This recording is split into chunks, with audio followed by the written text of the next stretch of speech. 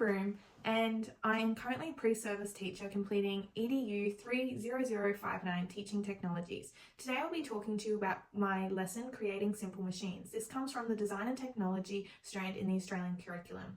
This lesson plan is targeting Year 3 students and it will take a duration of 1 hour. In this activity, students will engage in design and constructing simple machines using everyday materials. The context for this activity can be framed around a scenario where students are junior engineers tasked with creating tools to help solve common problems in their communities, such as moving heavy objects, lifting loads, or aiding transportation. Students already have some ideas and also quite an extensive understanding of different forces from their science lessons. This lesson will continue to add to their real-world hands-on experience to deepen their understanding of these ideas, also including the foundations of engineering using design and technology. The lesson objectives for this will be first to understand the basic concepts of simple machines and how they make work easier. They will be to design and construct a simple machine using everyday materials and to communicate their ideas using appropriate technical terms and graphical representation techniques. The lesson will be completed inside the classroom, either at desks or at an open space, as they will be in small groups from about 3 to 5 students. The lesson will include resources such as everyday materials like cardboard, straws, rubber bands, paddle pop sticks, pegs, and buttons. The students will also need scissors, tape and glue, markers, pencils and rulers, plain paper for designing, and a digital device such as an iPad or laptop for documentation. The 2 types of assessment that will be used throughout this lesson will be summative assessment, which will be based on the students' observations, such as their engagement, participation, and their understanding, as well as their ability to communicate their design ideas and decisions using appropriate technical terms and graphical representation techniques. They will mainly be completed through the discussions throughout the body of the lesson, as well as the class discussions at the end of the lesson.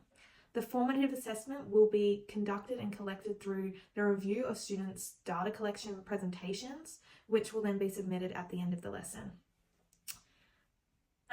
The first stage of the lesson will be the introduction, where the students will grow their knowledge and also review their previous knowledge of what simple machines are and the forces that these simple machines use that will help to complete tasks in everyday life.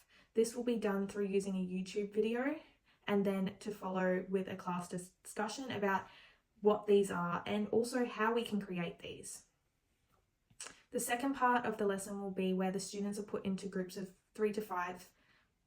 They need to be strategically chosen so that there is students with different abilities in each group. This will help to make sure that each group is able to successfully complete the task and that they are able to rely on each other for help and for ideas rather than relying on teacher input. They will brainstorm and sketch their ideas on paper, and then once they have come up with their ideas and decided on the functionality of their machine and how they will construct it, they will then be able to go collect their resources and start to construct this. This is time for the teacher to circulate, giving guidance and support to each group to make sure they're on the right track. The last part will be the testing and evaluation, followed by their presentation. Through this testing, they will be able to make sure that the functionality of their design works and that they are able to perform their intended tasks. This will be a valuable time for group discussion. The documentation will be when the group is able to then record on their digital device their machine and then present their work as a group to the class on the projector screen. This will give them time to propose what their machine is, the materials they used, and how it works. This is then when the teacher is able to give some verbal feedback, highlighting the strengths and some areas of improvement if needed. The main teaching approach in this lesson is peer collaboration. This is very valuable as students are able to work in small groups to brainstorm their ideas, plan and design, as well as construct their machines. Collaborating with peers encourages communication, teamwork, and sharing ideas, fostering a supportive and inclusive learning environment. This activity was definitely chosen for its emphasis on 21st century skills development, as they are able to use critical thinking, problem solving, and creativity through this lesson. These skills will be essential for success in a digital age where innovation and adaptability are highly valued.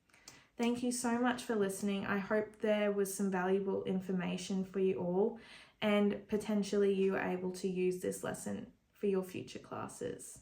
Thank you.